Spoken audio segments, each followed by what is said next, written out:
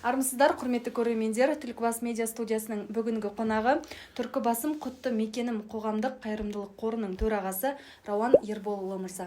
Аға, студиямызға қош келдіңіз.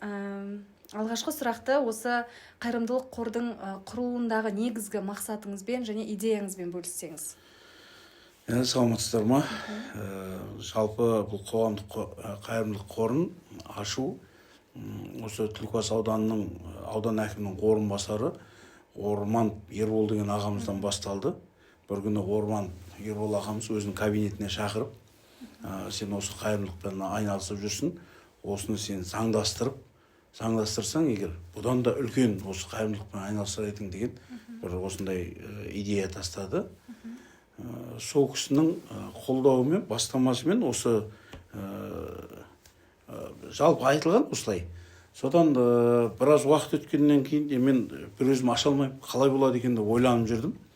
Сөйтіп бір күні сонау Алматыдан осы өзіміздің Түлкібастың тумасы Жұманиязов Ербол деген ініміз хабарласады. Аға, осы Түлкібас кентіне молда кепті, имам кепті дейді, Қадырбай баба мешітіне. Сол имам қазір үй салып жатыр екен, фундамент құйыпты. Соған Түлкібас жігіттері болып, ауылымыздың балаларына жаңағы имамдылыққа, Құранға үйретіп жатыр, соған қолдау ретінде көмектесейік деді. Жарайды, бір чат ашамыз, сол чатқа бүкіл Түлкібастың жігіттерін жинайық деді. Мен қуана кеттім оған. Сөйтіп сондай чат ашылды.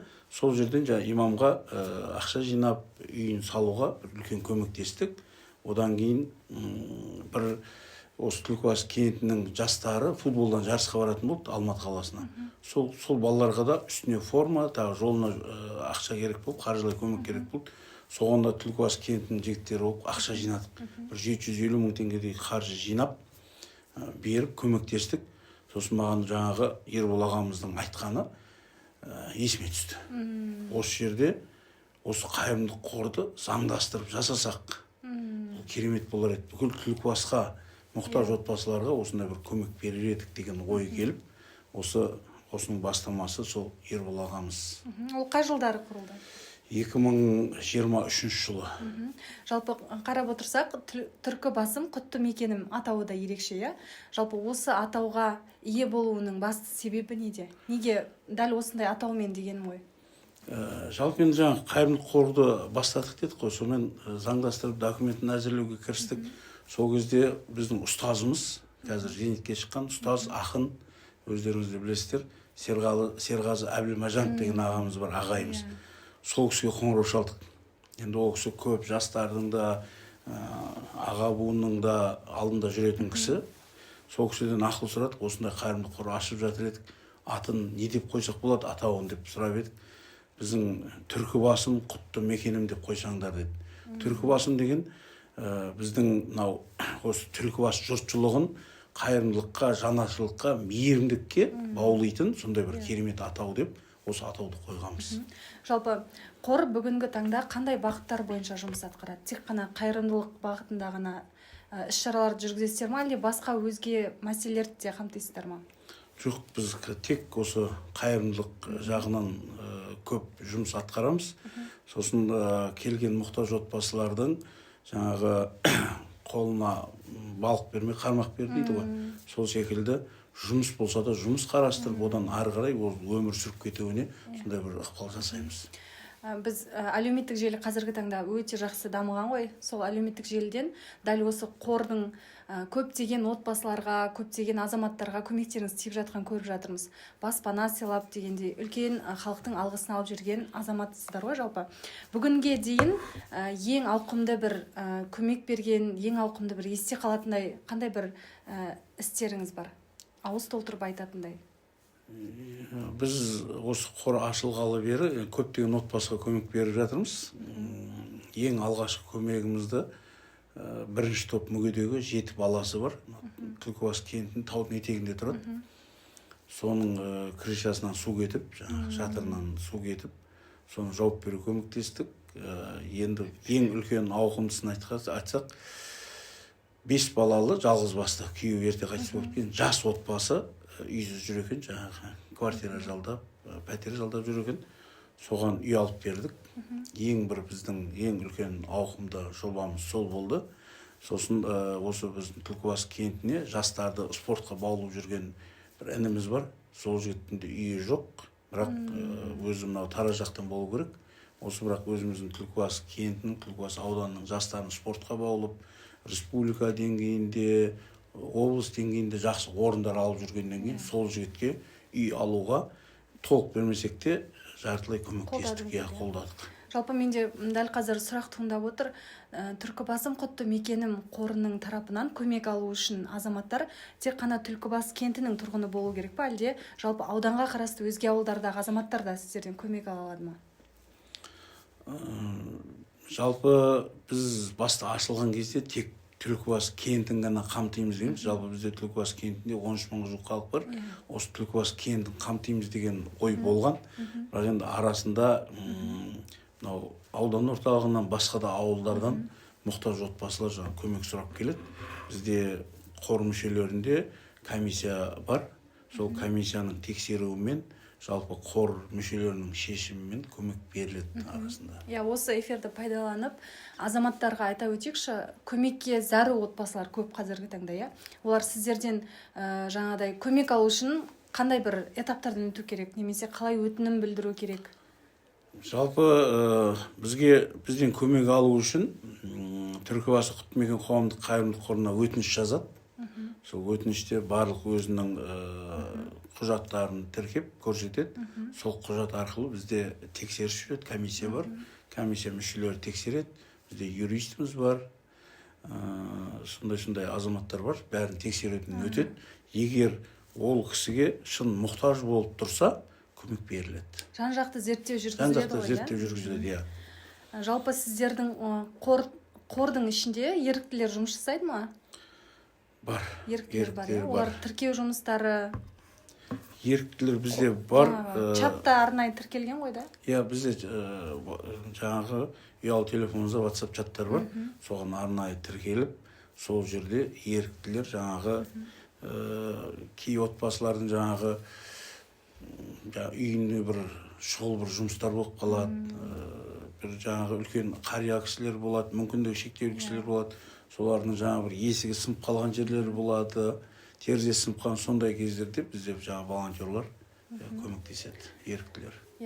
Жалпы жергілікті тұрғындар мен кәсіпкерлердің қолдауы қандай қазіргі таңда? Қазіргі таңда бізде осы жергілікті тұрғындар мен кәсіпкерлердің арқасында осы қайырымдылық қордың ары қарай жұмысы осы сол кісілердің арқасында жүріп жатыр.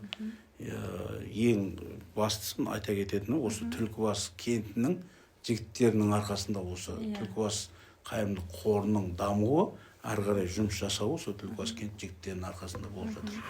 Рауан мырза, қазір біз үлкен ағаларымыздан, апаларымыздан көп естиміз, жастардың тарапынан мейірімділік азайып барады. Қазіргі жастар қатыгез деген сөзді көп естиміз, Сіз осы жаңағы сөзге, осы бір ойға қаншалықты келісесіз? Қазір расымен де ол қатыгездік шынымен де көбейіп бара жатыр. Біздің жастарымыздың мейірімді болуына сол біздің қазіргі ұялы телефон бір қатты әсер еткендей. Ұялы телефоннан кез келген жаңағы видео материалдарды көреді, бейнероликтерді көреді, видеороликтерді. Содан көп тәрбиеміз дұрыс болмай, қатыгездік, мейірімділіктен айырып бара жатырмыз. Ал жастарды сол мейірімділікке шақыру үшін не істесек болады? Қандай бір іс-шараларды қолға алсақ болады? Жалпы мейірімділікті мектептердегі іс-шараларға қатысамыз. Түлкібасым құтты мекен қоғамдық қайырымдылық қорының мүшелері сол жерде мектеп оқушыларына әсіресе мына ер балдармен көп жұмыс жасаймыз. Ер балдарды көшеде жүрген кезде қоқыс тастамауға, бір-біріне балағат сөз айтпауға, әрбір өзінің класстасын, қызын, өзінен кіші қыздарды құрметтеуге, қарындастарын құрметтеуге, сондай бір іс-шараларға көп атсалысамыз негізінде. Жалпы сіз үшін қордың басшысы ретінде ең ерекше әсерлендіретін оқиға қайсысы? Бізде әрбір қайырымдылық жасаған кезде соның бәрі бізді ерекшелендіреді. Біз қазір уже бірінші ең алғашқы ашылған кезде, біз қайырымдылық жасаған кезде жаңағы қайырымдылық қордың мүшелері бар, 7-8 жігіттер бар, барамыз. Сол әрбір жаңағы мұқтаж отбасының үйіне барып көмек берген кезде солармен бірге қосылып қуанғаннан көзімізге жас алған уақыттарымыз болды. Жалпы, сіз үшін ең үлкен жетістік не болып саналады? Ең үлкен жетістік, осындай бір қайырымдылық қор ашып, мүмкіндігі шектеулі жандарға, тұрмыс тіршілігі төмен отбасыларға қолдау білдіру, соның өзінің бәрі мен үшін жетістік. Рауан аға, жалпы қазір әлеуметтік желі өте жоғары дамыған. Жастардың барлығы дерлік әлеуметтік желіні жақсы қолданады, оның ішінде өзіміз де бармыз, жақсы қолданамыз, әлеуметтік желіні тұтынамыз. Жалпы осы желі қолданушыларын мейірімділікке шақыру үшін қандай әлеуметтік жобаларды қолға алу керекпіз? Жалпы әлеуметтік жобалар өте көп. Соның ішінде осы жақында ғана біздің Түлкібас ауданында түсірілді. Бір жақсы жоба, өте керемет. Көшеге қоқыс тастамау туралы. Түлкібас ауданының бас имамы бар сол жерде, Мағыз мырза, тағы жігіттер бар. Осындай бір керемет түсірген. Сондай жобаларды көбірек түсірсе, өзіміздің осыны бір пайдалана айта кетейін. Осы Түлкібас ауданы бойынша біздегі жаңа мобилографтар бар, түрлі нәрсені жарнама жасайтын жігіттер бар. Осындай бір керемет жобаларды түсіріп, болашақ ұрпағымызға, өскелең ұрпаққа осындай бір жақсы өсиеттер жіберсек, біздің Түлкібас ауданындағы мейірімді жанашыр азаматтар көп болады, Құдай қаласа. Соны пайдалана айтқым келіп тұрған осы. Жалпы қоғамға пайда әкелемін, қайырымдылықпен айналысам деген жастар өте көп қазір. Сондай ниетте жүрген жастар көп. Жалпы сол жастарға айтар бір қандай ақыл кеңесіңіз бар? Қайырымдылықты тек жаңағыдай қаржылай немесе азық-түлікпен беру ғана емес, материалдық емес. Қайырымдылықты әрбір іспен, жақсылығымен біреудің барып, жаңа үлкен қария болсын, мүмкіндігі шектеулі азаматтар болсын, барып есігінен қыстақ, есігінің алдын қарын күреп, жаздың күні тағы да бір сондай бір жұмыстарын жасап берудің өзі қайырымдылыққа жатады. Жалпы аға, қордың алдағы жоспарлары мен жаңа идеялармен бөліссеңіз? Қордың жалпы алға қойған мақсатымыз өте көп. Соның бірі осы биылға, Құдай қаласа, бір отбасыға үй алып берсек деген бір ойымыз бар. Қазіргі уақытта соған бір қатты жұмыс жасап жатырмыз. Мүмкіндігі шектеулі болсын, енді әзірге бізде кезекте ешкім жоқ.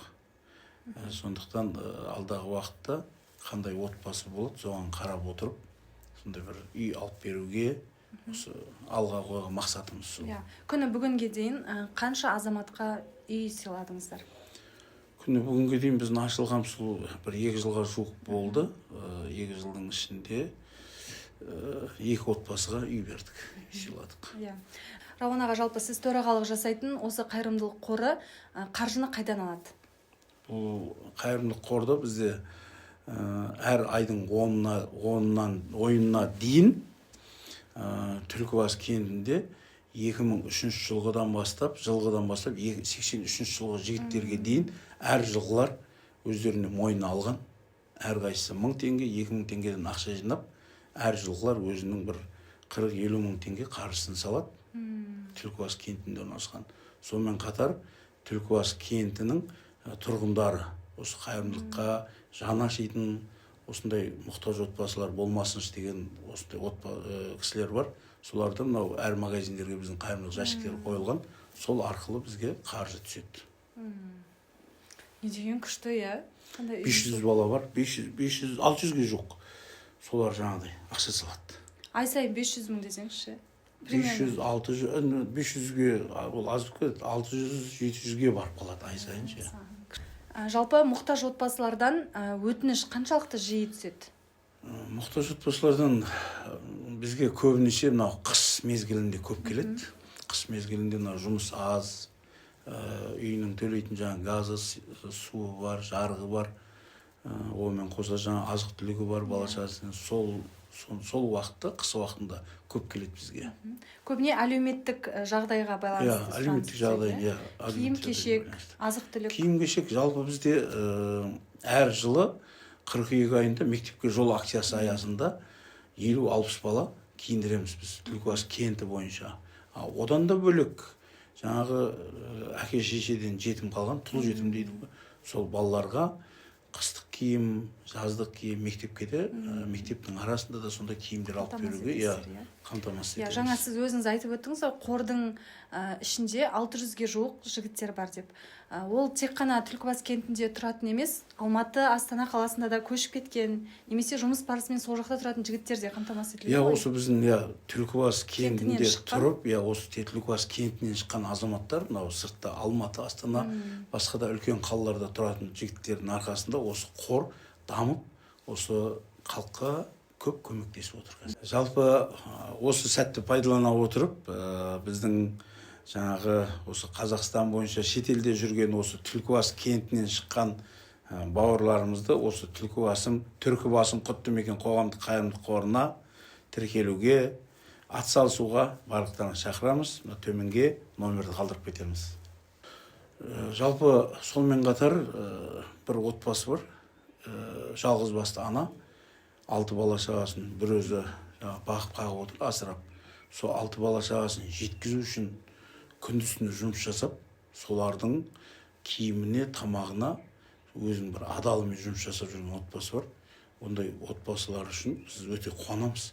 Біз соларға көмек апарып тұрғанның өзіне ол кісілер жоқ деп бас тартқанмен, бірақ ішкі дүниесі сол керек болып тұрады соған.